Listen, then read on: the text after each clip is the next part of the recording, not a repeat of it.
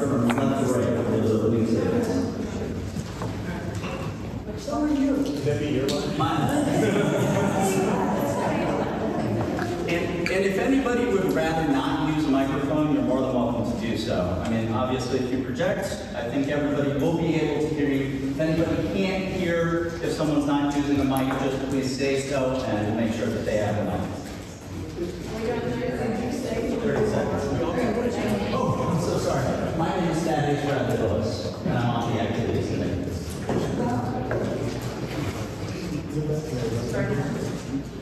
No. Hi, my name is Deirdre Brown. I'm running for the Ward 3 City Council seat. I am a small business owner. I own the title company here in Ward 3. I am a parent of 3 adult children and a middle schooler and a high schooler.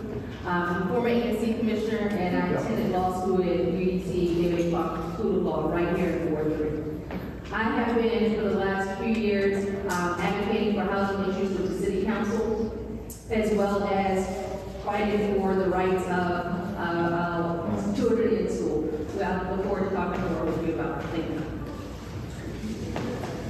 Good evening, everybody. My name is Ben Bergman. I live very close by on Cathedral Avenue. I'm the ANC commissioner representing the towers and the neighboring buildings over there. And I'm the chair of ANC 3D. I'm an attorney. I'm a former public school teacher, and I'm a dad of 2 small kids. I'm excited to talk to everybody today. Please go to my website if you don't get to issues that are important to you. I'm really running with a focus on 2 things: oversight, which we need more of on the council, and affordability, which has many different components, but is essential. Thank you.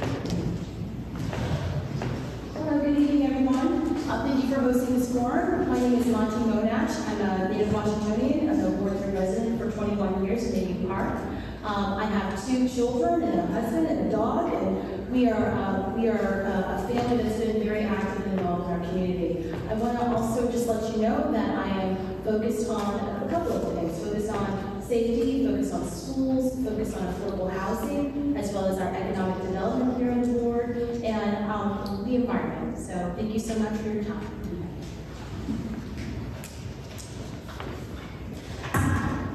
Hello, my name is Tricia Duncan. I'm running for Ward 3 Council to bring my energy and enthusiasm and vision to the ward. My top issues are public schools, particularly the health of public schools in Ward 3, transportation, and how we are going to move people around and find places for our cars in the changing decade, and constituent services. As the president of the Palisades Community Association, I understand all of our micro issues, from jazz band to sidewalks. Thank you. Good evening, my name is Bo Finley. I'm the chair of ANC 3C. I'm also an attorney, as everyone's up here. I have been on the ANC in Cleveland Park for 6 years now. I've been chair for the past 2 years. I'm running for a number of reasons. I have both a lot of short-term plans for the city, but I also have a long-term vision. And all of it is encompassed in treating folks with dignity. From dignity means affordable housing, dignity means access to healthcare, dignity means access to transportation. Anyway, my name is Bo, and I look forward to chatting. Thank you. Hi, good evening, everybody. My name is Eric Goulet, and I'm glad to be here tonight to speak with you all. I'm the father of 2 young sons who live in the Palisades neighborhood with me, and I just wanted to talk to you tonight about my experience. I served 4 years as DC's budget director and 4 years as budget director for the DC Council. And we're losing a council member with 16 years of experience, and we need somebody to fill her shoes who listens to the residents and can deliver results for Ward 3. The 2 issues that people identified that were most important to them are public safety and making sure our educational system works for all the children of Ward 3. And I look forward to working with you and talking to you about that tonight. Good evening, I'm Matt Fruman. I have a long record of working, listening to people, building coalitions, and getting important things done. And I have a vision for the ward of making it safer, more affordable, green, and an increasingly great place to raise a family, learn, and age in place. I have delivered over and over again. I want to win your vote tonight so that I can put everything I've got to work for you. Thank you.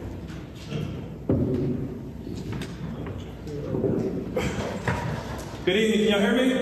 Yes. I'm a former school teacher, so it's good. So my name is Phil Thomas. I'm running for Ward 3 Council.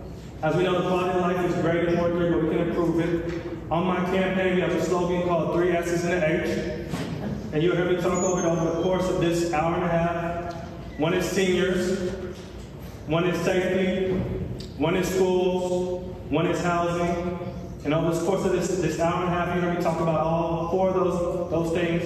And I look forward for this discussion. Thank you. Good evening. My name is David Krukoff. I'm a third-generation Washingtonian and resident of Ward 3. I'm running as a conscientious, centrist Republican. I'm running a model of Dwight Eisenhower and Larry Hogan. Our 2 campaign themes are livability and checks and balances. I look forward to being the recipient of everyone's due diligence throughout this cycle. I will be here through the entire cycle. Thank you so much for having me. I look forward to speaking with you all and learning from you all tonight.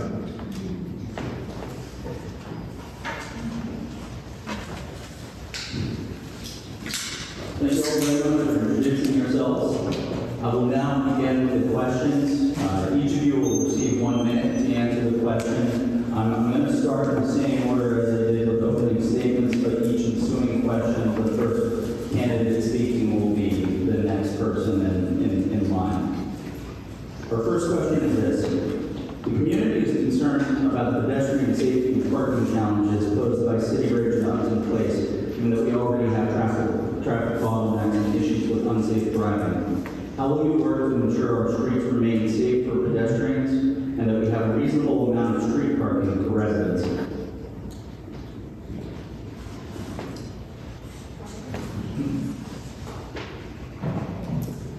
Great question. So as development begins to move into the ward, much needed development, we need to make sure that we're working with VDOT and with WMATA to ensure that we are providing designs of our traffic patterns that will work well with pedestrians, cars, as well as our cyclists.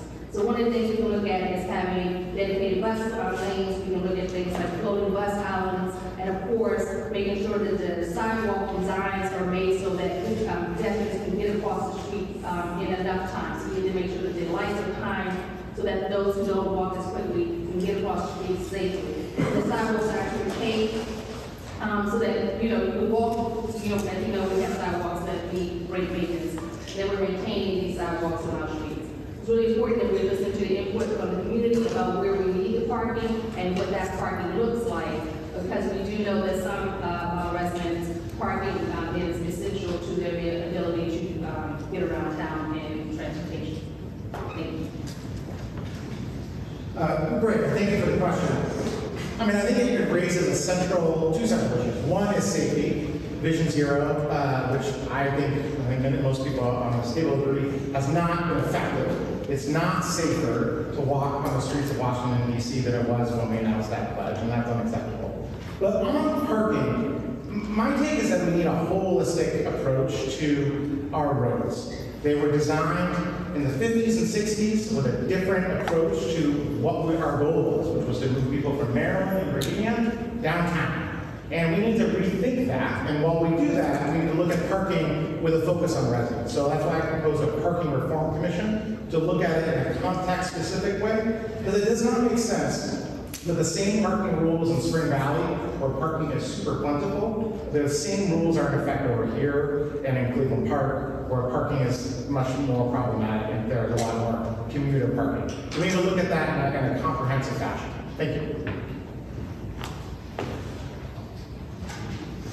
Thank you for the question. So I think there's 2 things to really focus on here with pedestrian safety is that we have the right-of-way, things that happen in the right-of-way, that is what DDOT is going to be in control of, and that's what we need to work and focus to make sure that we are building on our roadways to make sure that it's pedestrian friendly. So that's signaling with the lights, that's making sure that we have the right signaling so that folks can get across the street in enough time, make sure that we have make sure we have the timing of the street lights so that folks are not racing through, because this light in front of you is green, but the one up ahead of you is red, so you want to get through the intersection too fast. So it's a two-way thing, it's the walking and the signaling. I also want to make sure that we focus on building out our curbside so that it's safe, so that people are not, falling off our curbs or cars aren't running up onto the sidewalks. The other thing that we should focus on is making sure that we have the residential parking that is restricted. So in different parts of the city, we have restricted parking. We need to make sure we do that same thing here in the ward, especially along our main corridors.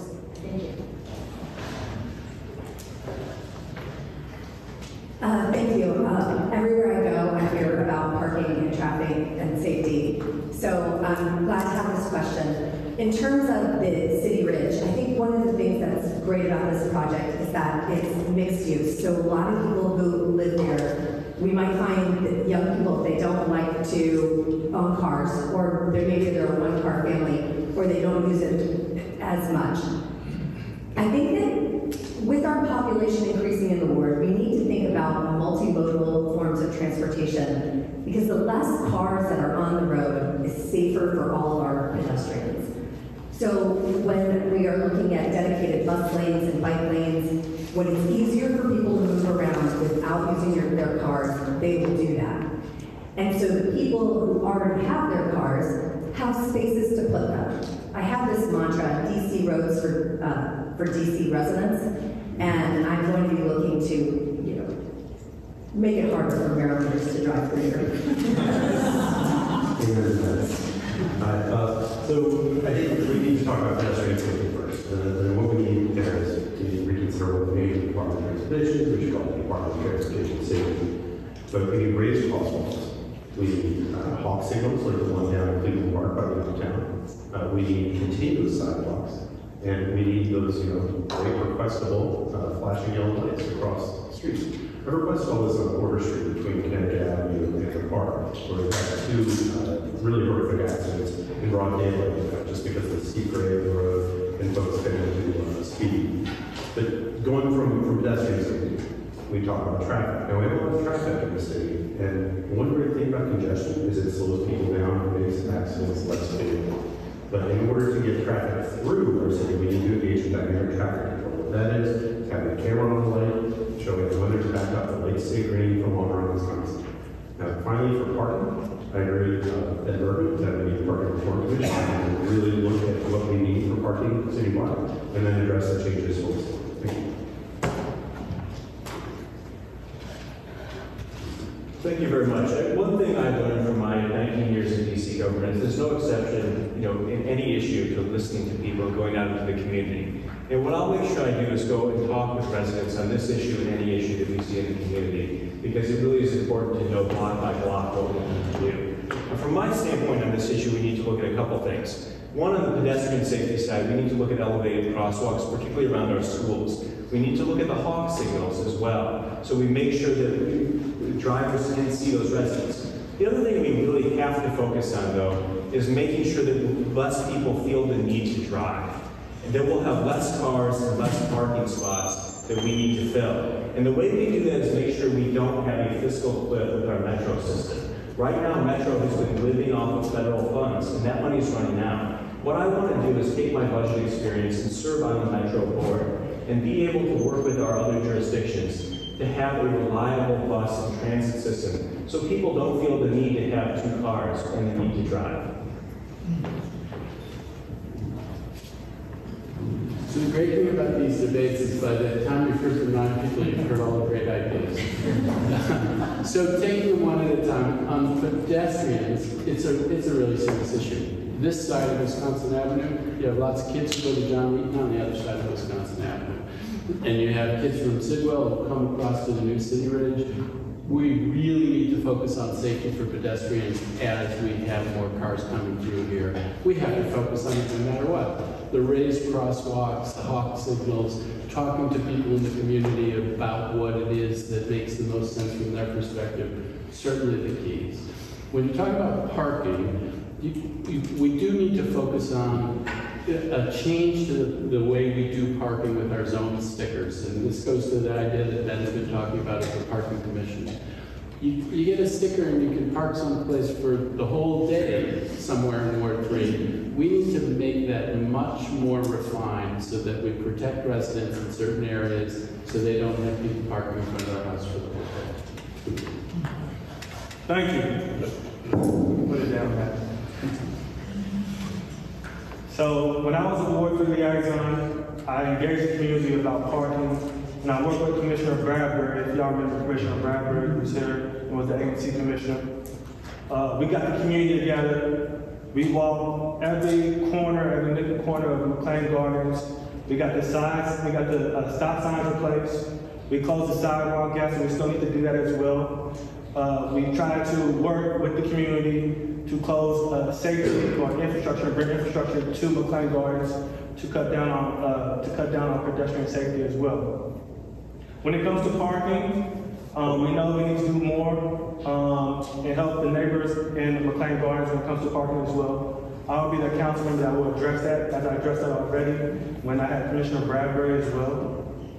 I agree with others as we need to do more around parking by stickers as well as raised crosswalks as well. But as somebody who's done it, I will deliver for McLean Gardens. Thank you.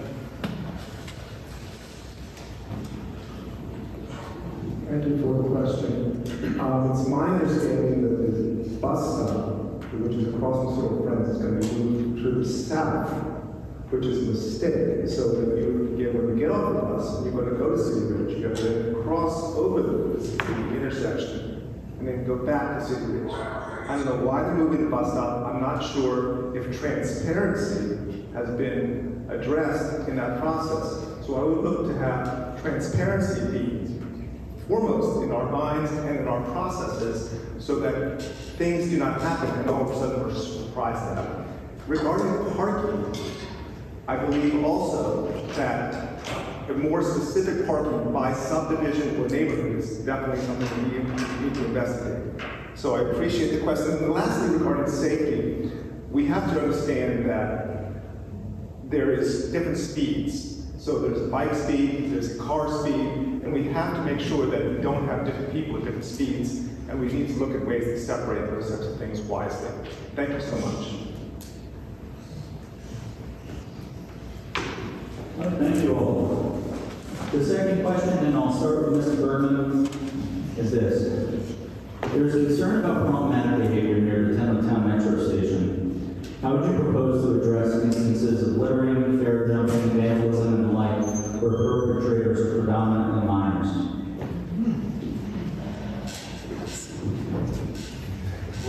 Yeah, so I think this is a difficult question, it's a difficult issue. I think the first thing we need to do is step back and just acknowledge the situation. The last 2 years have devastated so many kids, right? It's turned their lives upside down. So that is a huge problem that's not just impacting crime, but impacting pretty much throughout the school system. That we have to really wrap our heads around and hands around and really focus on. On the crime point, I mean, I think that there are two points. One, we do need to ensure that we are deploying law enforcement in an effective fashion, and I think that there's a lot of discussion about how big the force should be. I think there's not a lot of discussion about whether the force is being, the current MPD force is actually being deployed in the correct fashion. There's a lot of evidence that that's not the case from past audit reports. The other issue is we have got to invest in social workers. We've talked about it for a long time, and that's how you deal with kids who are in trouble. You don't arrest them. That's not the way you deal with a 17-year-old who just needs someone to really focus on them. Thank you. Thank you. I just wanted to say that on this issue, I agree with Dan about how we've come out of the pandemic, or are coming out of the pandemic. Children are socially, emotionally off balance. There's been a huge trauma of being at home, being by yourself, not having that social engagement. And so now that they're together, they're really excited and also sometimes in a mentality that's not socially acceptable. So what I would say is that when I was a former chair of the DC Public Libraries, we had that going on before the pandemic, actually. And there was a big influx of students coming into the Town Library location. And what we had to do was have conversations with the schools. So it's Jamie, it's not usually Jamie students, but it's Deal and it's Jackson Reed. and talking to the school administrators, making sure that they are aware of what goes on after school so that they can address it during the school time to set an expectation of what is, what the community and what the community that they are living within as a student. So making sure that we start with the schools, and I think the police have a role, but it's not a punitive role, it's more of a proactive role. If we're talking about kids being disruptive up at the Metro, I am going to say what Monty said, contact with schools, but I would also add GDS to that because it is the public and private school kids. I will say in terms of fair jumping, I have a 12th grader, they get to ride free to school. They often don't bring their carts. And so I know my son has jumped the turnstile before. So if it's kids who are in high school, they ride free anyway, and that's probably a separate issue from what you're talking about. We're talking about 20, 25 somethings jumping the turnstile. Metro Police should be contacted if you see it often enough, because then they'll start monitoring it. Disruptive behavior can absolutely be addressed at the schools. You go to the local website of the schools, contact an administrator. They will often have an administrator come and stand outside the Metro and address it in person. So this is obviously a complicated issue. The students who are going to, for example, CVS and throwing sodas off the shelves, things like that, it's disruptive. It's completely unacceptable. And how do we deal with it? Well, I agree that we should involve the schools, but we also need to have a hard mind and say, have somebody there to say, no, this is disruptive. And collect the students' information so that then, at the school, we can do some real interventions and keep these folks from engaging in the socially unacceptable behavior. We need to identify the students first, and then try to convince them that what they're doing is wrong. And we have seen a ton of socio-emotional learning loss in the past 2 years. So we do see a lot of kids acting out. We shouldn't be jailing them for this. We should be getting them the help they need. Thank you so much. Everybody hear me without the mic. I'll just go without the mic like Phil does here. So I think we got to look at each step of this. One thing I was proud to sponsor when I was working as the committee director of the Committee on Health was a school-based mental health program. We were able to expand that program, and that really helped our children within school be able to address some of the challenges from the pandemic. However, I think we have made a mistake on the council side. We had a program where we deployed MPD into schools and had school resource officers that built relationships with the children in those schools, and then we're able to go out and make sure that these incidents weren't occurring. And those officers have been removed from the schools, and it's a real loss because we had children then maybe who built a relationship with the officer who then got interested into policing themselves. And that was a good program to have in place. We need to bring that back. And we also need to listen to our public safety experts that we have. I worked when I was budget director with Chief Kathy Lanier, and she said there's no magic number to the amount of police we have, but we need roughly between 4,000 and 4,200 officers to do effective community policing so we avoid people from going around and causing trouble because we have a significant police presence in the neighborhood. That might take a look. Maybe I'm not as macho. So the issue about the pandemic is a really important one. I mean, the trauma that lots of people face, including teens, is real. And we need to be addressing that. We haven't funded mental health in schools in the way that we need to. It's a fight every year. We really need to be doing that now to be helping those kids. We also need to have police or other authorities on the scene to be a presence so that you don't have that kind of acting out. You need both sides of the coin. Another piece of it in County Town in particular is NC3E took the lead a couple of years ago and they created a working group with the schools, with the police, with the small businesses to come up with a plan as to how to address the issues that were arising.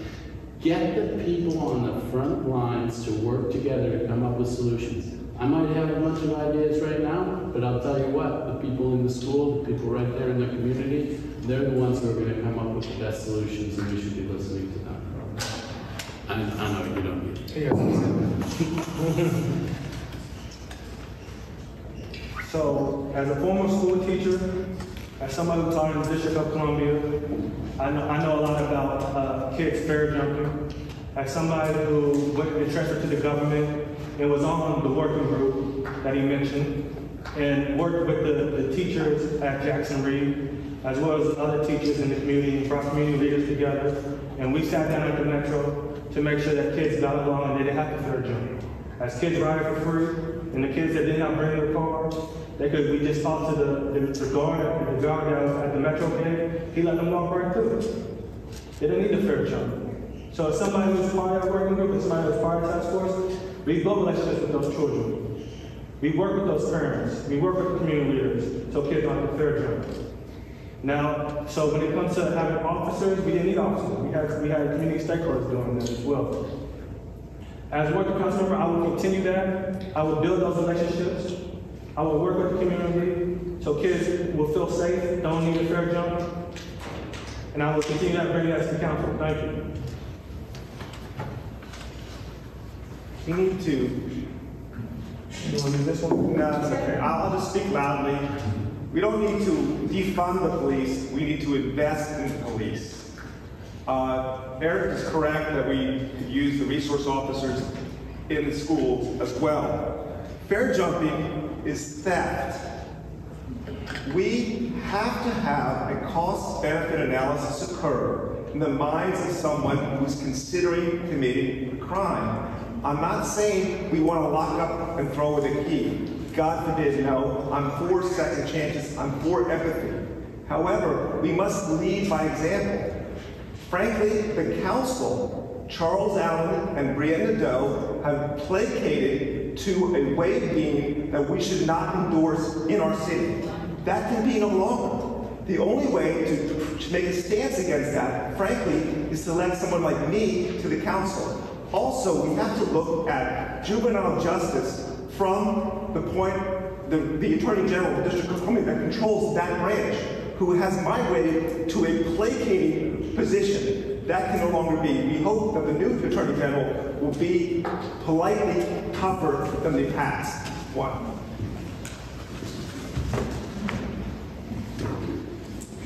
Well, as a mother of three grown children at middle school and high school, I've been through teenage years a couple of times, and we all know that teenagers sometimes make bad decisions. It doesn't make them a bad person, it doesn't make their parents a bad person. And so what I think we need is to have resource officers or other school personnel at these locations that we know are of issue, so that they can identify, they know who these kids are, they can identify them and have conversations with them, whether it's counseling or what have you. That is how we deal with the loitering. Also, with giving these kids opportunities to participate in activities after school. They're hanging out, they just want to hang out with their friends. They just want to kind of catch up on the day. They're not necessarily trying to stop you from getting to the grocery store or walking up and down the sidewalk. They just have to find other spaces for them that are safe and kind of not in everyone's way. As far as distilling, yes, we really need to address that. That is that. But the fair jumping, once again, they get to ride for free anyway, so I don't consider that that as well.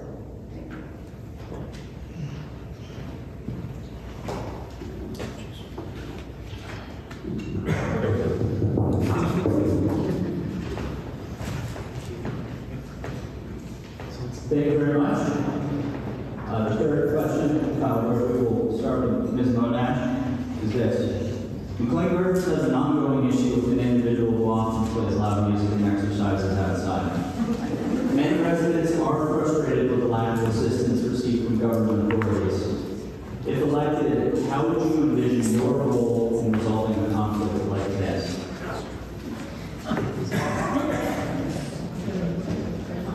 Thank you, Matt, for that question. That's great. Thank you for our residents for that question, because I'm sure that's what's going on here. No, so in all seriousness, first I'd like to just say that I would work with the ANC. The ANC is in line for issues like this, but also taking it very seriously, because it is something that's affecting not just one person, but a lot of people in the community. So making sure that we're working with our police force to give some kind of notices, give some kind of warnings, and then an absolute escalation of that issue. I'm not sure what's going on with this particular resident, but I'm also sure that you probably have a community association that can also have some type of punitive measure that is escalated as well. So I think that we have to have a couple of approaches, which would be the police force at MGG, which would be your ANC representation, and also your community board that would escalate the issue. But as council person, I would make sure that I would shepherd through that process and make sure that it's attended to as a constituent services issue. Jazzman. I am familiar with Jazzman. As the president of the Palisades Community Association, when I heard about this issue, I actually felt on my heart because I know the police have been called. And I know that he comes and he plays his loud music and does his video and then he leaves. So it's complicated in terms of he might not even be breaking the law, because I heard he keeps his volume like just under like the decibel. So what to do? I actually think that it might come down to a negotiation with him to allow him, say we're having problems and it's causing strife. Can you come this few times and in these specific places? Or, he's doing videos. There are ways to, disrupt the video making. Photobombing. I mean, these are very creative issues, but it is not easily solved, I would work with you as a council person on this. Thank you. So it sounds like this gentleman has, if he had some issues that can be treated through behavioral health specialists, then absolutely we should involve the Department of Behavioral Health. We should get a social worker involved. If he's not, he's just doing this to be obnoxious. I mean, that's crazy. But, it is something where, Tricia's right, a negotiation with him directly is a good way to go. If he is, fully with it, I think then perhaps involving the police to talk to him about it and say, hey, look, this is really annoying the community. There's great places for blast music that don't affect people. Rock Creek Park, for example. But yeah, so I think there are creative ways to engage with this gentleman, and I really wish you luck. Commissioner Alan Hoyt is your ANC commissioner here in the and please work with him. I'm chair of the ANC, and I can work together on this issue now. He has not brought it to my attention, but good luck. Thank you. I mean, this individual sounds like he either has some sort of mental health issue or just really likes annoying people here in the community. I think a direct negotiation is something that I would do. I've been able to do that. We've done a lot of work with the Human Services Committee on health issues where we have had individuals with mental health illness come see us. It's about trying to talk to somebody respectfully, trying to hear them out on what they need. So trying to talk to this individual why he feels the need to do this specifically here and at these times. It's going to be difficult with noise ordinances. I don't want to overpromise on something because if he isn't violating the city's noise ordinance, you can try to lower that down. You could potentially try to do that in an area such as this where it's mainly residential. In the past we've gotten some pushback from free speech advocates when we try to do that because there's concern that if you're reducing the volume of that, you could be impeding protests that are legitimate First Amendment activities. But I think the main thing we would want to do, speak to the individual, try to be respectful, and then see if there is something we can do through our mental health system to assist this person. Thank you very much. So this one's new to me, but the kind of dynamic is new to me. When I served on the ANC up in Tamiltown, we had issues with houses with American University students, largely, where they could be very disruptive, and we had to try to work with American University. First was the front line to try to get those things solved, sometimes with the police, but it always was both a threat and a negotiation to get those things solved. We also had homeless people who would park in front of a small business, and you had to deal with that issue, which can be a real issue. And Friendship Place was super helpful on those things and did a great job in trying to lower the temperature of those things and get them solved. So somewhere out there is someone who can help negotiate this issue. And whether it's a mental health agency, whether or not it's a community association, whether or not it's the ANC, doing it and doing it respectfully is probably the most promising way to get this solved.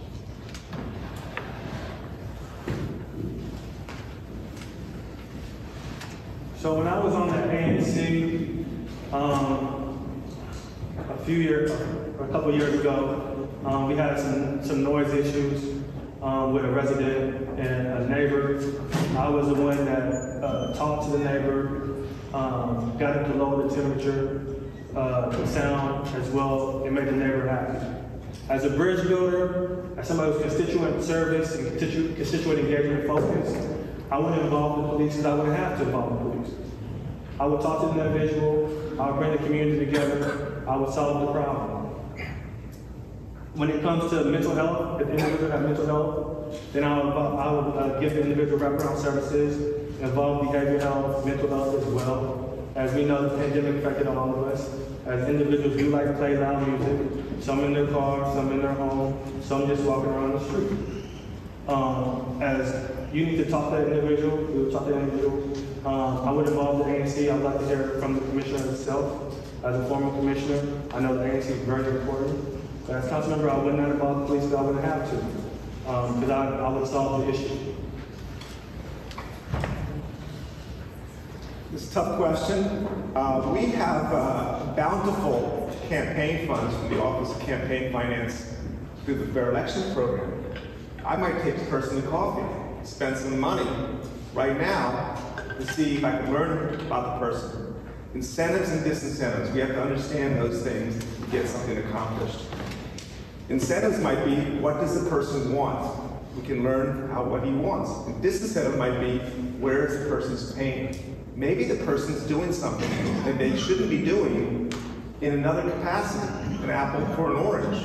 Maybe we could threaten that other thing that worries him, that he's concerned with.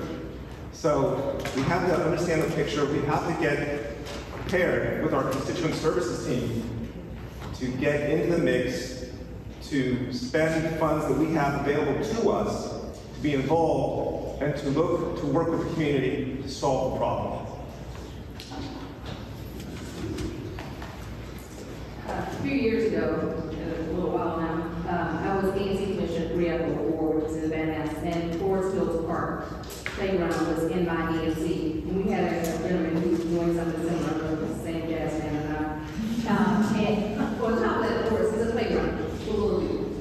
And so there were a lot of concerns, and some parents had spoken to him. They were shouting matches, and police had been called. So by the time the ANC and myself got involved, we were able to sit down and speak with him about it in a calm way. And sometimes the confrontation makes people dig in, and so you need to be able to have conversations, human to human, in a respectful way. We were able to get him to move to a different location. I hope he isn't down here. But if he is not doing anything illegal and he's in public space, then the best way is to have those conversations with our neighbors, because he is to your neighbor, and see if he can't come to a compromise. Well, so I thought I would be able to have a good answer by going last, but to be honest, I'm still just a stump at this moment. I will say I'm very intrigued. Are there videos that one can see of this? Okay, I'd like to see. So, well, I'm not encouraging. I just don't understand what we're talking about, exactly what this person's doing. I mean, I think my reaction, I live in a multifamily building, and noise complaints that's a fact of life. Sometimes it's something that is can be negotiated neighbor to neighbor, and sometimes, as people have alluded to, it's a more serious issue that requires government intervention. I think the bigger thing it speaks to, why it's included in this, is that local government is sometimes about big things, especially in DC, where we're a state and a city, but sometimes it's about these little things that aren't so little in terms of your life. And you need a council member who will ask the questions, will be interested, and will come, will speak to people, and we'll see what we can do to figure it out, because it sounds like it's not a good situation. Maybe you can blame it, but I don't know.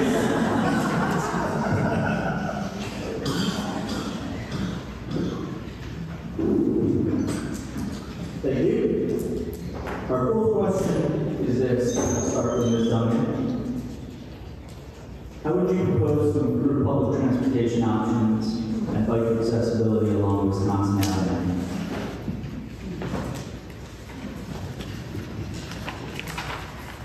Thank you. So I do believe that Wisconsin Avenue changes in transportation In general, I am for connected and protected bike lanes. DDOT has a vision. Wisconsin Avenue may be right for a protected bus lane. What I do know is our roads are getting choked with cars, and the possibility of expanding roads is not possible. So we need to allow people to conveniently use other modes of transportation. And in our city, that is going to be bus and bike, particularly where there is no metro station. I've been to many cities in the United States and the world, and some are decades ahead of us where I think our city is going. We are a growing city. We will probably be 1 million people by 2035, and we are going to have to reimagine the way that we move around. It is big change that comes. Oh, I'm done. Sorry, I'm sorry. You're right. That's a good question. I wish you could come over here this evening to talk about how he wants a metro station here. He wants to Thank you. He wants to extend metro to Wisconsin Avenue, which I think is a great idea. Okay, so Wisconsin, it's very complicated, right? We've got schools, we've got new developments coming online. How are we going to do this? Well, long term, we need to plan for bus rapid transit. We need to fully fund our metro system, includes metro buses. We need to extend the circulator. Big shout out to ATU 69 for striking. Stand solidarity with them. I don't know if any of you have been following the circulator strike, but I'm a union guy, so I gotta give them props. Anyway, back to Wisconsin. We need protected bike lanes for a protected bike lane network. Like we're going to have a Connecticut Avenue, King Young, Capitol Street. And we need bus rapid transit. That's going to be the future. We need regular, reliable, and relevant bus service. That's the only way we're going to address the growing needs of our city. Thank you. We're facing a challenge right now because we're losing a council member with 16 years of experience who was a national leader on issues like climate change and transportation here in the city. I think what we need to look at now is if we are going to lead not just the country but the world on the issue of climate change, we need to develop a 30-year plan. And I would do that working with experts in Ward 3. We have a lot of experts in Ward 3 who know environmental issues, who have global experience in working on these issues. And we need to set out a 30-year transportation goal of how we want to look each year. We want to see how we look in year 1, year 5, and year 30. And we want to then start taking steps to get there. First, as I talked about earlier, we've got to stabilize Metro's finances.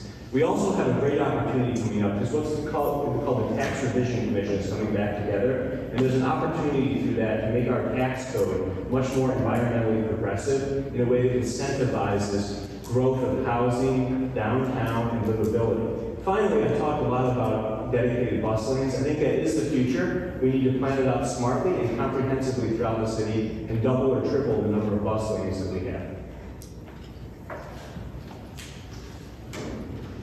Thank you. So to the question on buses, I think that the future of Wisconsin Avenue is a dedicated bus lane, bus rapid transit. I think that's super important. There are a ton of buses that come down Wisconsin Avenue and enabling them to navigate it very well is going to be a really important thing to take a lot of pressure off. So that would be a high priority for me. Strengthening Metro is an absolute key. One of the things that's talked about is legislation to give all DC residents a $100 refillable Metro card to encourage people to use Metro and mass transit. I'm 110% for that. Let's make that a very, very attractive way to travel. That'll strengthen Metro, it'll strengthen the bus service. The other thing that I would focus on is east-west bus travel is the weakest in the city. So figuring out ways to strengthen east-west bus travel so people can get to the corridors and then get on those bus main lines is going to be a really important way to increase the use of public mass transit.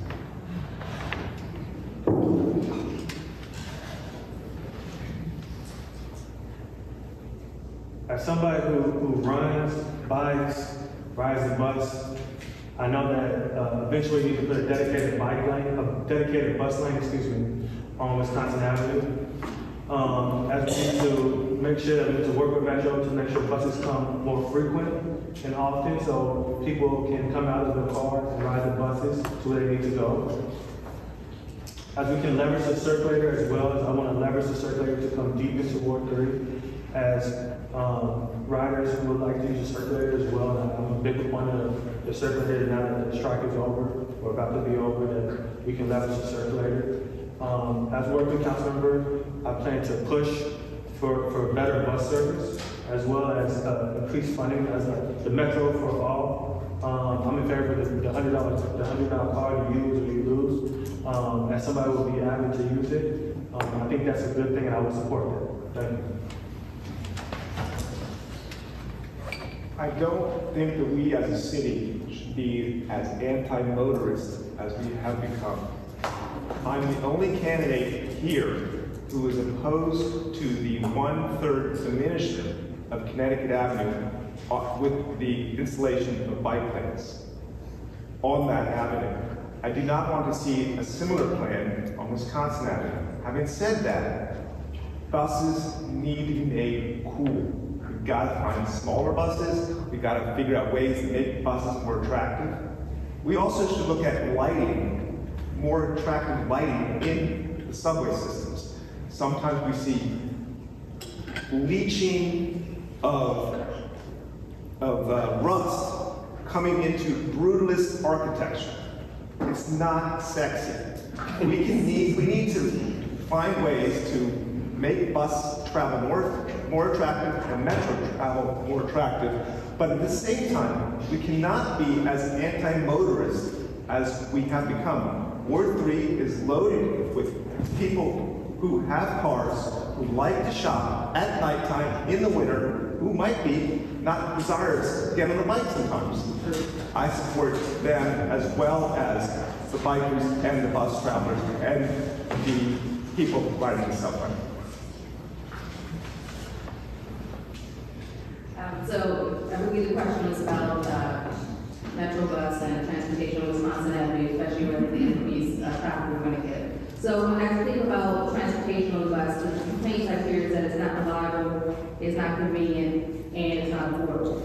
We addressed affordability with some of what we heard tonight about giving everyone some type of stipend so they can ride the bus, so it becomes more affordable for people who need to ride the bus.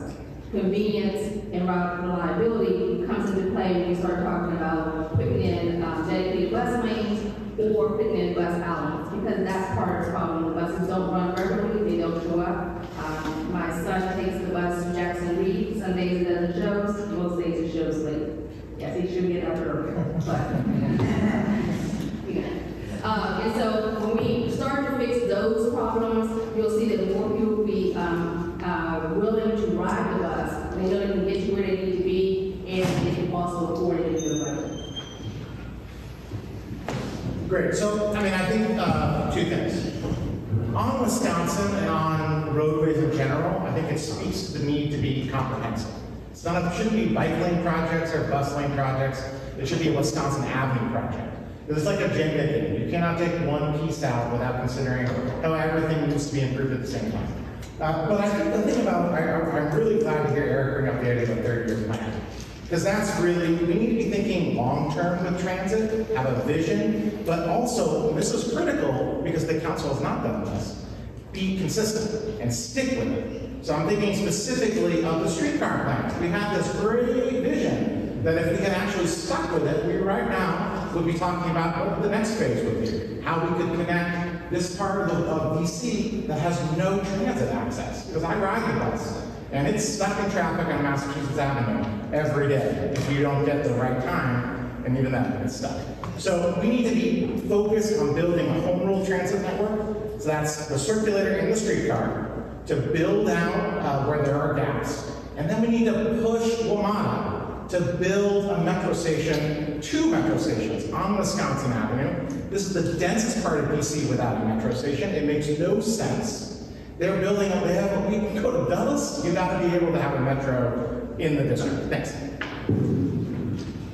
Thank you. So I've been working with DDOT on infrastructure projects in the district here for the greater part of 20 years. And DDOT is not short on studies, they're not short on plans, they're not short on commissions of sorts. So what we need to do is just make sure that we're advocating, and as a council person, I'll be advocating for the opportunity to make sure that we talk about things like bus rapid transit. It's been talked about in the industry for a very long time. DC needs to dedicate some funding towards it. We also need to talk about connecting our, just like Tricia said, the connected and protected bike and bus lanes. You have to make sure that that's actually utilized. And what does that look like? It means it's a parking issue still. It means that it's going to create, before it gets better, it's going to create more traffic because people have to get used to it. I've talked about giving bus passes and making sure that seniors have bus passes, and also all DC students, not just DCPS students, but all DC students. But I'm not opposed to having everyone get a $100 bus fare pass. I think that finally I want to just say the neighborhood bus lanes or bus connections need to also be looked at, and that's a Wilmot DDOT issue in the conversation we have.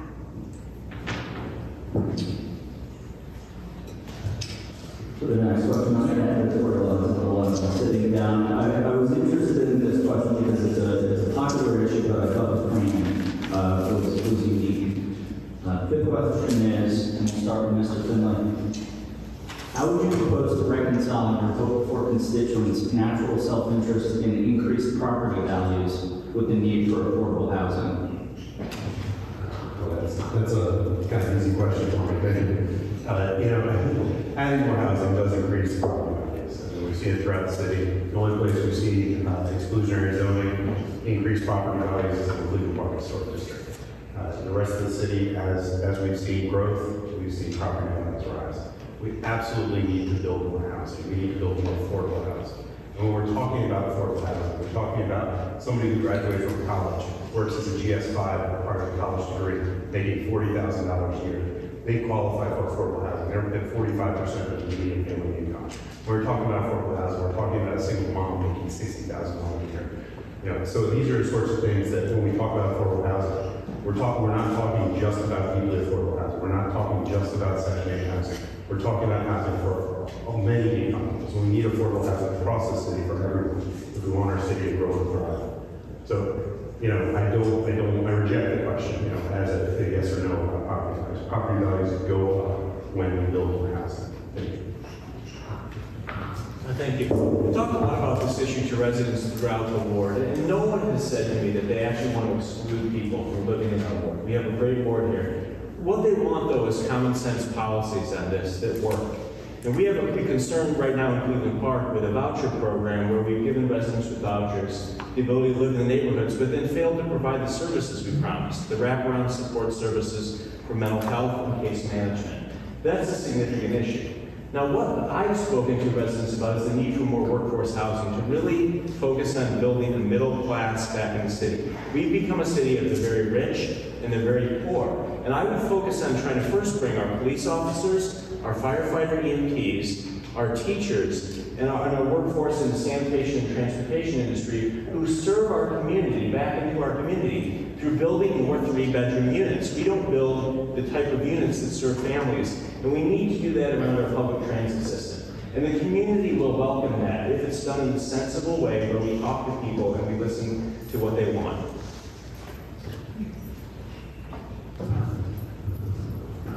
Thank you. So I'm going to agree with both Bo and Eric.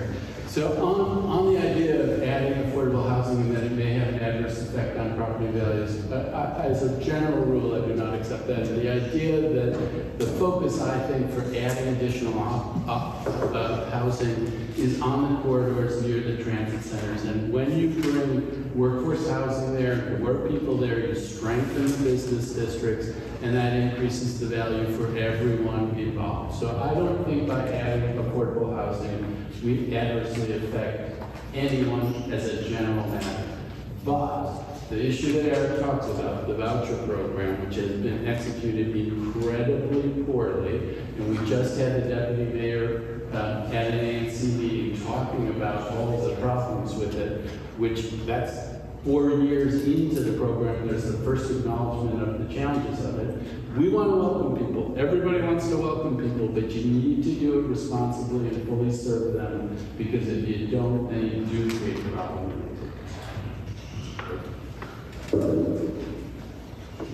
So in my opening statement, I said 3 S's in the H. The H stands for housing. As we know, we need more affordable housing in Ward 3. We just can't consolidate it in one community. As we know, each neighborhood needs to do their fair share. We have ample space in Ward 3, as we have Chevy Chase that needs a remodeling of the community center and the library, as well as Friendship Heights as well, which the Lauren Taylor's is vacant, as well as Mazzigali is vacant, as well as Chevy Chase Pavilion is 80% vacant. So we have ample opportunity to put affordable housing over there and workforce housing as well. As we need to allow our teachers and our firefighters, our public safety officers to live in the community in which they serve, which is very important. So when I go back to the H, in my 3 S's in the H, we need to focus on housing, and I'll leave it right there. Okay? Generally speaking, I'm not concerned about property values. We have a limited supply of land. We, generally speaking, have an increase in value with, over time, more population, more demand. But I am concerned about protecting single-family zoning off the major thoroughfares. So we can make transactional work here. We can. If you walk the streets of Chevy Chase, DC, they're all concerned about the small area plan. If you look at the different choices that have to be made, we look to have density on the thoroughfares, but we also look to protect our neighborhoods, which are bountiful in Ward 3. I grew up in Ward 3. We have beautiful neighborhoods that wish to be protected. There's a place for democracy on them through the ANCs. We don't want to make the ANCs advisory corridor commissions. They should be advisory neighborhood commissions. We protect single-family zoning, but at the same time, we develop responsibly on the corridors. We work with the community to bring it together to get these things accomplished. Thank you for your question. I own a title company here in Ward 3, and I've been in the real estate industry for over 20 years. I've worked with many organizations on affordable housing, and I believe we do need affordable housing in Ward 3 across all income levels. But to address the issue of whether or not it's going to reduce your property value, it will not. Property values are supply and demand. There will always be demand for market rate housing in the ward. What I really think people are concerned about is single-family zoning going away. I think people are also concerned about who their neighbors are going to be. And there's a lot of rhetoric about how if you have a housing value, that you are a criminal, you need mental health services. That is not the case for everyone who has a housing voucher. We shouldn't jump to the conclusion. People who have housing vouchers have it so they can have a safe, reliable place to live. Those who do need assistance, whether you're on a housing voucher or not, we have services in the city that help you get those services. But we don't want to make assumptions. Lastly, I can say that the type of housing that I would like to see, if you visit my website, I have a housing policy right there. You can get more information. Okay, so I'm going to address 2 points. I think the first point about the property values. So as I said, I live on Cathedral Avenue in the Towers, right across from the Wesley Heights neighborhood. So beautiful homes. They all go for a very nice price if you were to buy them. They are not impacted by the fact that there are multifamily buildings across the street. My family's not a threat to that. But what I would say is that there are restaurants on New Mexico, and there's a shopping center on New Mexico next to a low-density neighborhood, and that's possible because of gentle density. It's not a threat to single-family neighborhoods. It can make them much stronger and much more dynamic places to live. The other thing I think, we have an existential threat to our city, and that's the fact that it's increasingly impossible for people to live here. It's really expensive. It's really expensive. I know very few people who I worked with, who are my age, who live in DC anymore because they're having kids and they can't afford to live here. That is something that happens in other parts of the country, and those cities are not healthy places. It's not a good situation. And so our scale of our ambition, though, has to match the problem. We can't just be talking about one project delivering 200 units, 300 units. We need to deliver thousands of units in the district, year over year, if we want people to be able to live here. Thank you. DC's been expensive for a very long time, and now it's just out of control. We are a very expensive city to live in. Affordable housing, as others on the panel here said, it's not going to impact the property value because DC is a popular place to come to. People come here for special things. People come here to live in this beautiful town. But for affordable housing, it's a very broad conversation. It goes through levels of income, 30, 50, and 80% of your income being associated to rent. And that spectrum gives an off-ramp of struggle. 50 to 80% is a struggle. And so affordable housing throughout the district is important because we need to make sure that we have diversity in our neighborhoods. We are not a monoculture, and we need to make sure that we have the continuation of diversity throughout our city. So what does that mean? It means that we cannot be afraid of people that don't look like you or me living in this neighborhood. Everybody is included. We need to make sure that when folks do move here, if they're in an affordable housing situation, that there's things that they can afford as well. Having 3 Whole Foods is not affordable for everybody. So we have to make sure our street level vibrancy is also accommodating that affordable housing conversation. Thank you. So I would like to echo what everyone says here. In Palisades, we also have buildings. We have an area of Palisades that's soft density, maybe 3-story buildings. We have 2 buildings that are part of the voucher program. Even with all of the complications that happen there, not a single person has lost any property value there. Even the buildings that are right across the street are still thriving and their property values are increasing. That is just a fact. I will say that, as I said, we're going to be a city of 1 million people, and it's not a choice of us saying, well, let's just stop building and people will go somewhere else. It just doesn't work that way. We see this happening in cities on the West Coast now, and it is a very difficult situation. Ward 3 is ripe for housing, and we're going to build it, and it's going to be great.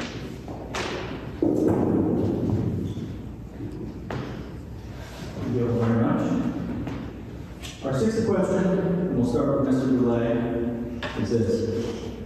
How would you ensure that residents' concerns about city services like transit and school overcrowding are addressed prior to or in tandem with new housing developments?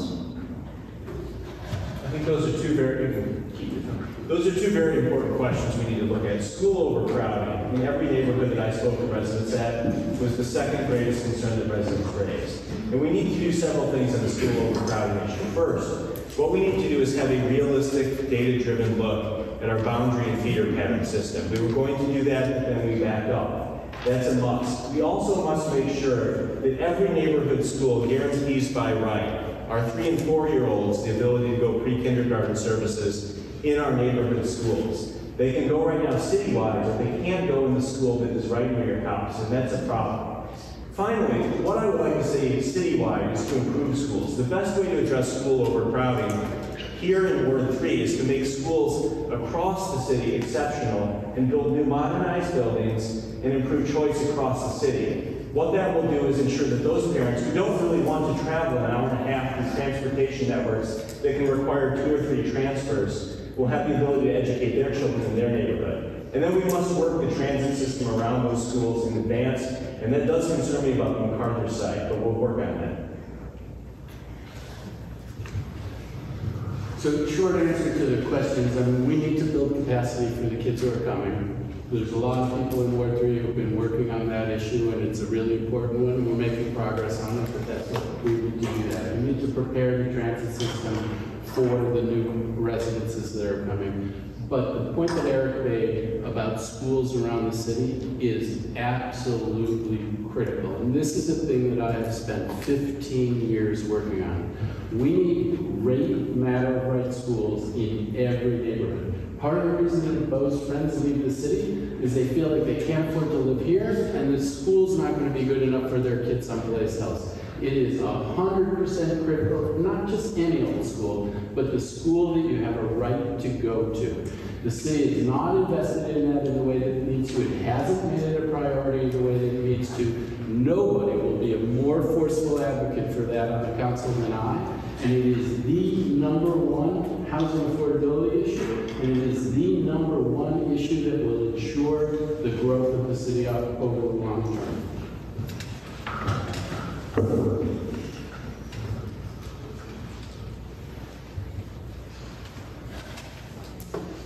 So when new development comes, we have to definitely get ahead of the curve. As somebody who works in the government, the mayor's office, the deputy mayor's office of education, we definitely know that we have to work with the developer, to work with the developer to see how many multi-family units are going to be in that construction site, how many families they expect, so we can see and leverage where the kids are going to go, and then build to capacity there as well in the future.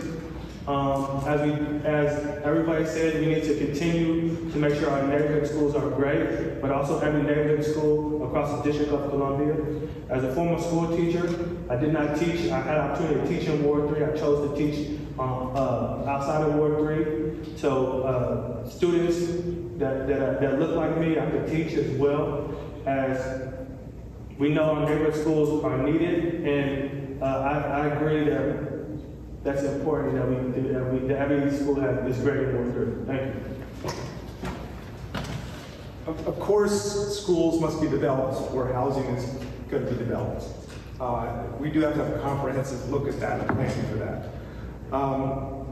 I'm opposed to the redevelopment of Harding Park. I believe that the Department of General Services made a tremendous mistake when they didn't communicate with the school system. I don't know how that happened. Maybe it was done on purpose. It seems nefarious. Regarding the Georgetown Day School site, perhaps the lottery program, which is going to be 50-50 for 1,000 kids, maybe it should be 65-35 neighborhood, and maybe it shouldn't be 1,000 kids, and maybe it should be 750 kids. So let's get into the details. Let's look at having our schools developed. Also, we got to look at the land. Who is the largest owner of the land in the District of Columbia?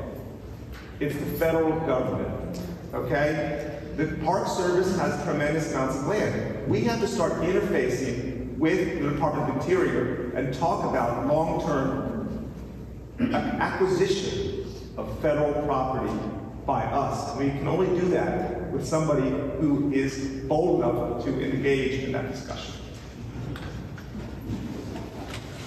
So on the question of how do we get ahead of it, one, when we're looking at locations for schools, we do use common sense and make sure we put in these locations near transportation, or where transportation plans can be put in place, similar to what they did at Leo, where they have special bus services to make sure the kids can get back to school from across the boards.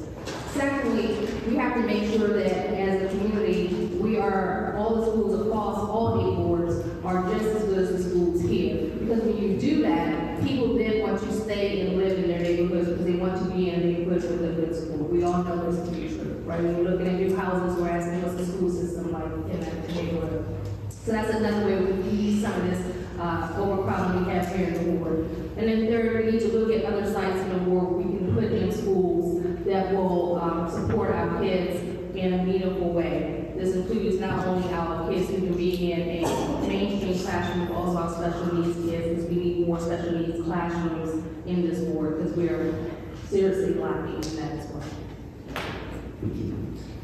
Great. I think, so in answer to the specific question, schools, like all infrastructure, have to plan for development and implement it.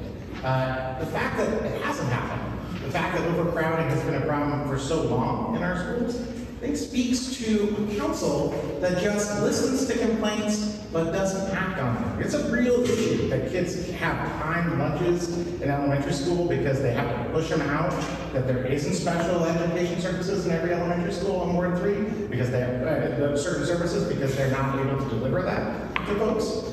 That's a problem, right? And I will say I totally agree with the things that have been said about guaranteeing an excellent neighborhood school in every neighborhood. We are far from that after 2 decades of education reform. And we're going to have a debate next week about education, where we're going to talk in real depth about these issues, but I think one of the things, it's not just about infrastructure, it's not just about sort of paying lip service to certain commitments. It's really focusing on changing the culture with our educators so that they feel they can stay in a school for years and grow instead of being churned out in a few years, which is what's happening in many of our schools. Thank you. First, I'd like to say thank you to Isaac and his parents for bringing him here to be a part of this civic discussion. Schools are important, and we are talking about it, and I agree with many of my candidates here that are talking about how we can plan affordable housing or housing for the density of the district with our schools. I want to say first of all, it's a prickly subject about having schools in neighborhoods. I know that at Janney Elementary School, where I was a parent since kindergarten through 5th, we did not take much off the water. So we're talking about they are neighborhood schools. And it's the fact that folks flock to Ward 3 to come to these schools is a bigger issue. We will identify going forward, reimagining our city the way it turns out. We are reimagining now and planning the schools in the conversation. So it's not accident. What we need to do is just make sure that we are spending our money wisely, choosing locations that are on the transit corridor, making sure that we have transportation and things for the students to do before and after school. So really, the other thing is that the option and choice for with charter schools has also pulled, for some of the other neighborhoods, has pulled away from the public schools. So that's why they're sometimes not heavily used. Thank you for this question. As someone who's been in the weeds with the student data in Ward 3, Ward 3 schools are overcrowded because Ward 3 families are sending their kids to public school. I was a huge proponent of the new Hartford High School that is going to be the feeder school for Hardy. By the time that school is open and 4 years have gone there, 800 students from Hardy will be feeding into that school. It's the #1 way to reduce the overcrowding of Wilson.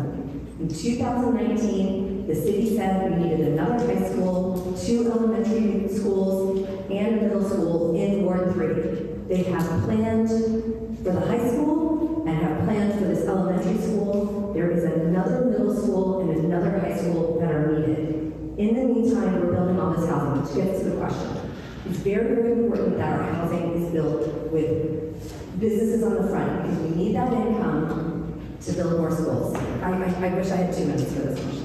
Thank you.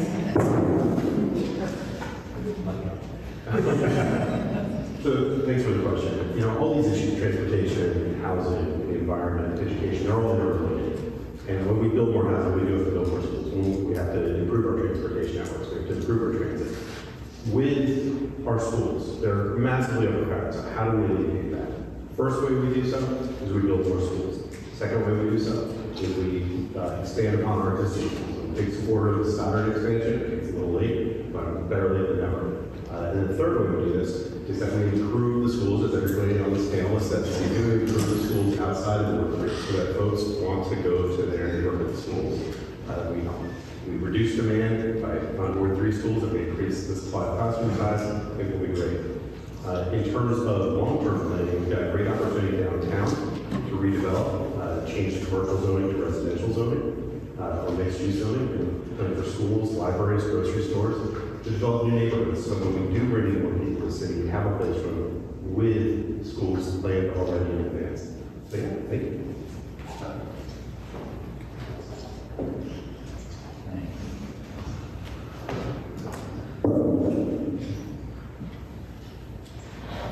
All right, Our seventh question is this, and we'll start with Mr. Fruman. The recent shooting on Van Ness Street is unprecedented in our area. How would you propose to address rising violent crime? The recent shooting on Van Ness Street is a bizarre, terrible thing, but we also have seen a rise in violent crime that is really troubling. And some of this we talked about before when we were talking about the kids in the metro, that we've had this trauma that comes from the COVID experience, and we're seeing it express itself in all kinds of ways in our society. And it's terrible and it's frightening. And we have to recognize that social conditions actually feed violent crime. And so we need to be attacking the root causes of crime. We need to be getting at it with mental health services. We need to be getting at it with the kinds of programs that were talked about supporting wraparound services for some of the individuals who are most likely to get engaged in that kind of crime. We need a comprehensive approach to be reducing crime. In the immediate term, one of the things we need to do is add police officers. Our police force has shrunk to a size that it should not be, and we need to grow it in order to restore it to its strength so that it can be a part of responding. Thank you. So one of my 3 S's in H is safety, as we need to take a holistic approach when it comes to safety and invest in teaching the police force, but also investing in violence interrupters, critical messengers, and road leaders as well. We have to expand our neighborhood watch program, as nobody knows our community like the people in this room as well. We also have to hone in as well and invest in behavioral health or wraparound service as well. As my wife is a mental health nurse practitioner, now if I didn't say that, I probably couldn't come home today for Cinco de Mayo. So we definitely need to hone in on those behavioral health and mental health services as well. As we know, individuals, as we know, the pandemic affected all of us, but some harder than others. As we know that those others need to get services that they need. So that's it. Thank you. So the Van Street fire in the Ava building was in the alley in my neighborhood. I was talking to birth parents that day, and they were texting with their children who were hunted down in the library. It was quite disturbing. Gun violence, and then there's also violence or theft. We have to lead by example, as I said before. We have to be tougher, we have to invest in our police force, we have to have neighborhood policing. I would also say regarding gun violence, which is the most heinous of violence that we see occurring on our streets today, not to mention the fact that there's snatch and grabs and other car thefts all the time, is the guns in this case came from probably Virginia. The gentleman, or the perpetrator, was from Fairfax. He probably had guns, he put them in his suitcases, drove from Virginia.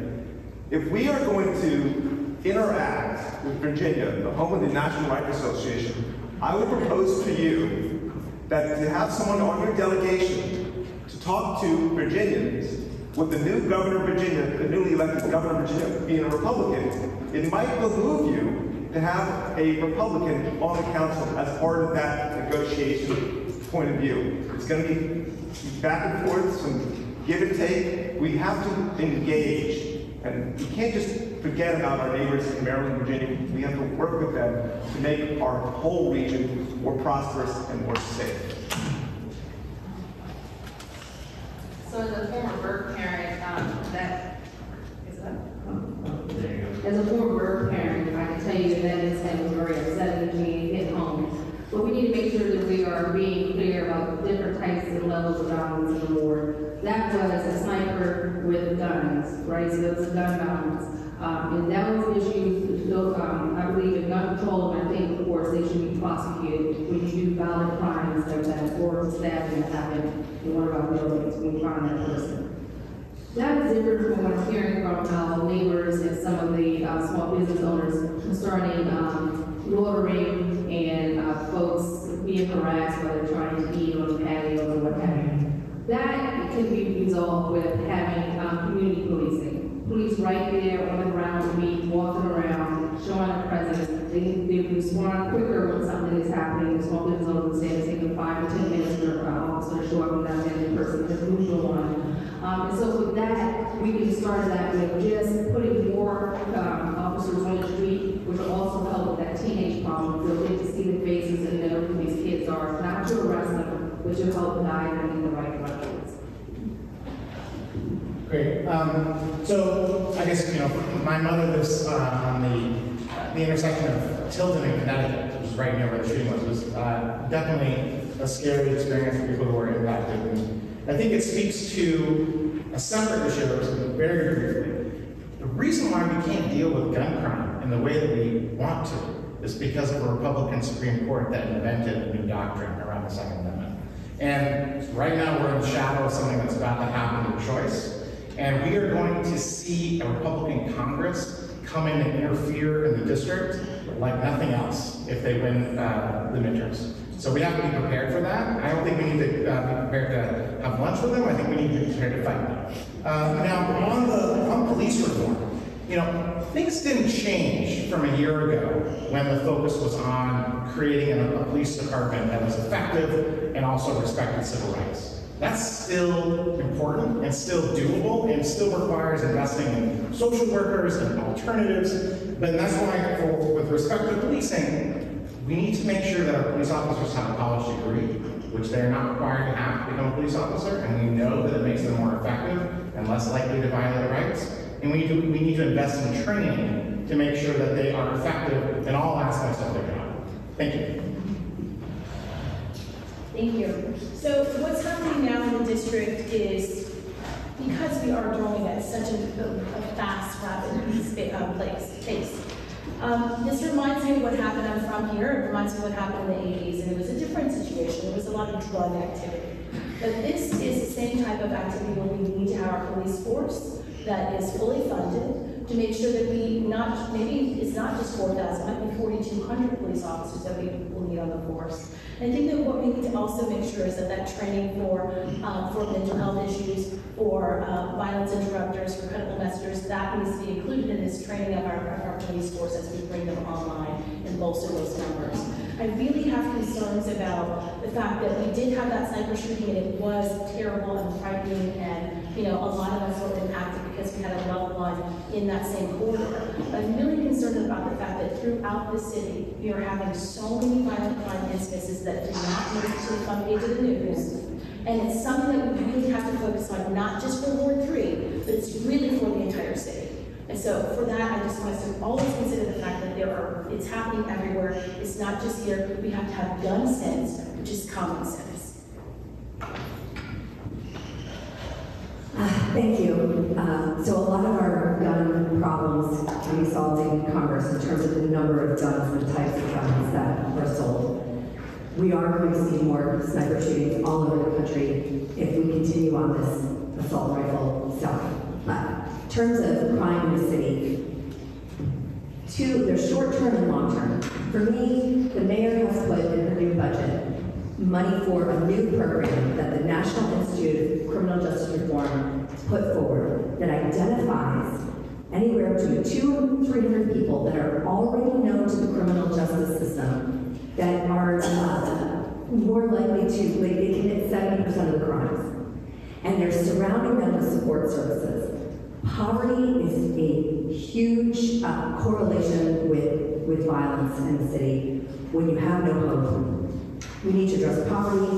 We need to give these individuals their services. We need to obviously prosecute people who are committing gun violence, but we also need to capture people in middle school and help them, after school activities. Okay, go on, sorry. So we all deserve to be safe. And what's happened with crime in our neighborhoods over the past couple of years is fully unacceptable. And, there's short-term approach, there's long-term approach. Short-term, I'm an advocate of community policing. I'd like to get our police back on patrol. Currently, we have the 6th largest police force in the country. We're the 20th largest city. So that means we need to utilize our police more efficiently. It means changing the approach. I agree that we need community-oriented policing. It means getting police out of the cars or walking from 8 a.m. to 4 p.m. through the neighborhood, another in a car. Same thing from 4 p.m. to midnight, or midnight to 8 a.m. We did it in the past, we did it with Kathy Lanier. Showed that even as the police force decreased in size, we saw a decrease in violent crime. Even when the police force fell to 3,600, we still saw a decrease in size, a decrease in crime. With the stabbing the other day, that was a friend of mine. He was named Daniel Lee, and I just heard about this morning. But we obviously need to address our criminal issues, and the way we do so through community policing and long-term through addressing the root cause, which is poverty. Thank you. I want to separate the two issues. One was the issue of the shooter, and that was a mental health issue, not predictable through what we would, and preventable through what we need to do with public safety here in the city. So I want to make sure that's clear. It's traumatized, and I really feel for those kids, and we need to get them help to deal with what they've dealt with. I think this is an issue where really experience matters, because the council has been the problem on this issue for the last 4 years. When I was the budget director for the District of Columbia, I worked directly with Chief Lanier, and I don't agree with Bo on this issue, because we were down to 3,600, and Kathy Lanier came to me and said, we have a crime problem right now. We have too few officers in the city. We need to add a net of 100 officers per year, and I will get crime back down to a level that I find to be acceptable. And she said, I'm not going to do it by arresting our way out of crime. We're going to deploy officers into neighborhoods. So if there's a shooting in a neighborhood, we're going to have officers go out on bikes. We're going to go out and talk to people, find out what's going on, settle the situation down. And Kathy Lanier got the force back up to 4,000 officers and brought homicides down to a 50-year low. So we know what works in the city. We're just refusing to do it on the council side. The mayor sent a package down of $29.8 million to attract and retain police officers, and it's being chopped up right now. We need somebody to go down there and fight for this so that we can have adequate officers in our neighborhoods. And Kathy Lanier said there's no magic number. She said, well, we need between 4,000 and 4,200 officers to do the type of policing to keep our communities safe. And I will fight for that on the council, and we will get that through again, just like we did when I was budget director.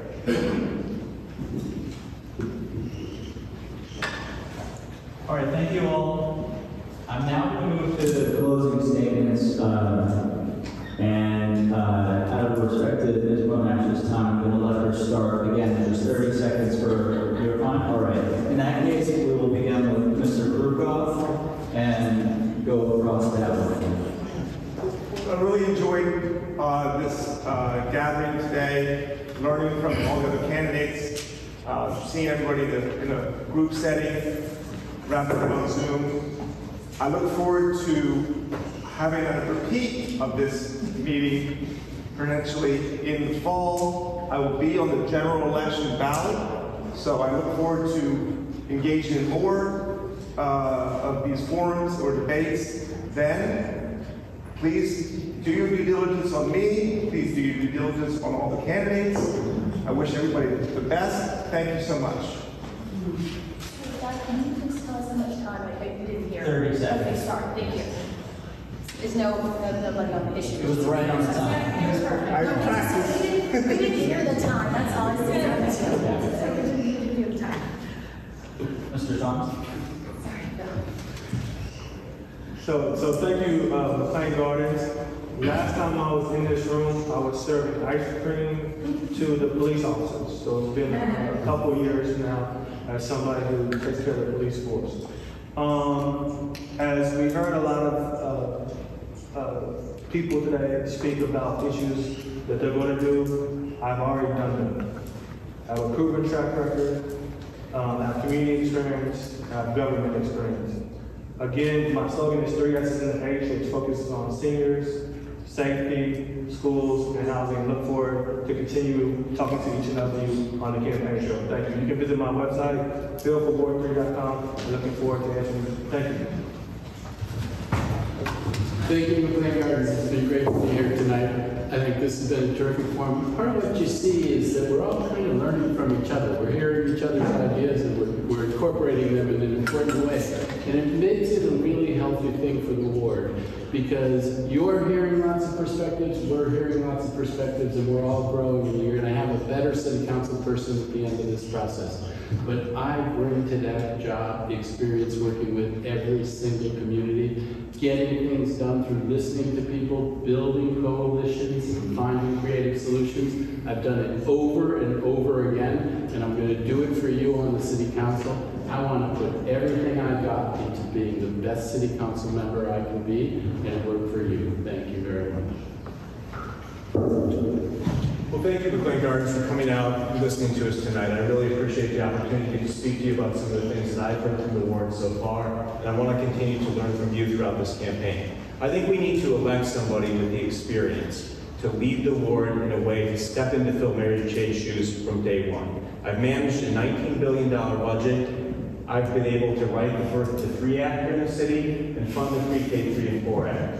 I've been able to work on large pieces of legislation like bringing a new hospital to Ward 8. I believe I have the experience to lead the ward and deliver for the ward on important issues like crime and school overcrowding. And I ask for your vote on June 21st. Thank you, McLean Gardens. Yeah, my name is Bo Finlay, and my campaign is based on dignity. What does that mean? It means affordable housing for all. It means health care for all. It means safe streets, safe transportation, stronger schools. My campaign is based on dignity. Please join me in it. I can go to bowfinlay.com, and my phone number and email address are there. I'm happy to answer any further questions. Thank you. Thank you all. all. Again, my name is Trisha Duncan. You can find me at trisha4ward3.com. I am going to be a champion for Ward 3. Constituent services is likely going to be my favorite part of the job. I have worked tirelessly for my community over in Palisades, starting at the elementary schools. I have a son at Hardy. I have a son who's graduating a charter school downtown Basis. My husband and I, as I said, we live in Palisades. Please consider voting for me. Thank you. Well, so thank you, McLean Gardens. You've been very attentive, and I'm really happy to share the things that I feel passionate about that will bring forth, growth and development here in the board. I want to just make sure that everyone knows that, in DC, we're going to have a huge change in the next 5 to 10 years, especially here in Ward 3, because we do have a lot of shutter storefronts, and we have the opportunity to build out. I just want to make sure that you know that I've been working not just in Ward 3, but citywide for the greater part of 20 years. Also, another fun fact is that this ward has been led by women for 25 plus years. Let's keep that track record. My name is Monty Monash. I'm at monashforward3.com. Thank you. Thank you. So I'll leave the website first in case I run out of time, benberger.com. Please go check out my platform.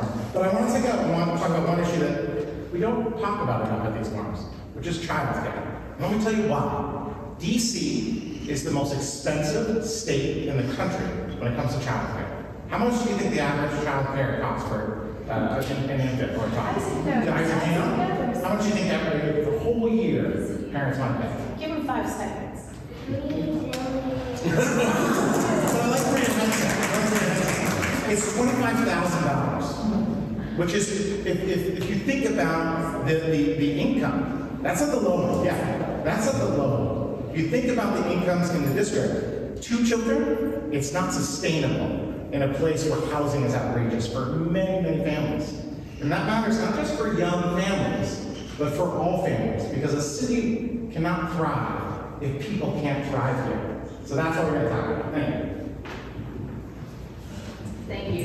So I attended elementary school and Catholic school, and I attended Catholic high school. So I was raised with a very distinct moral compass that has guided me in my life. This is why I chose to attend UC David Clark School of Law as one of the top social justice law schools in the United States.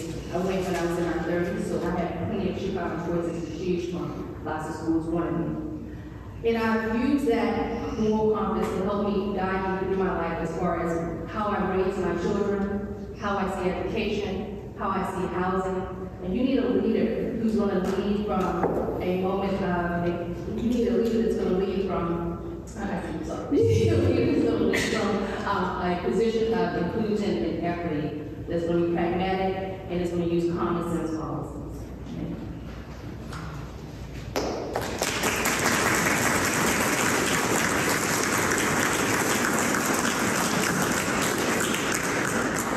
Thank you again, everybody, for attending, candidates, residents, everyone who's attended tonight, and everybody who made this possible.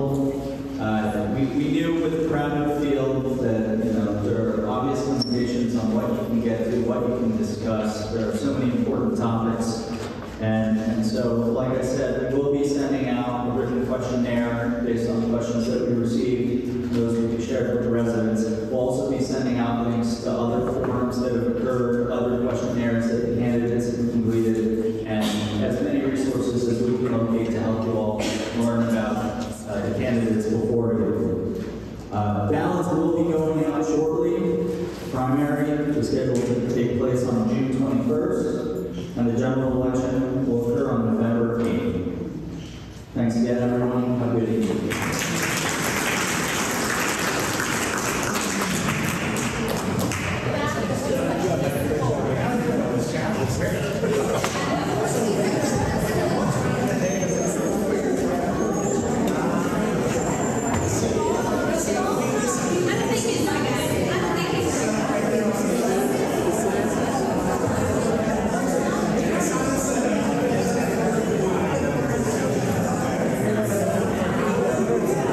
Thank you.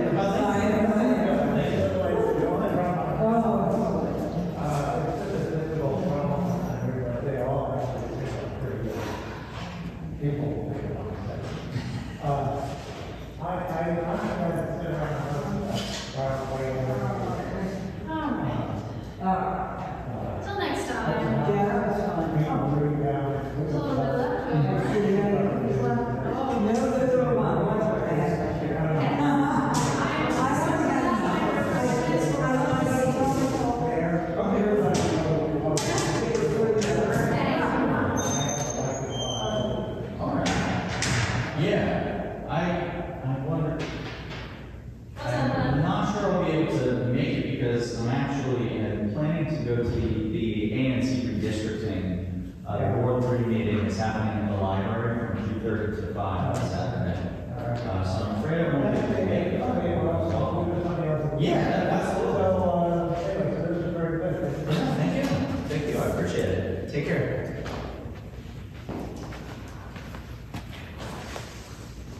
Are we still recording here? Probably. We can edit.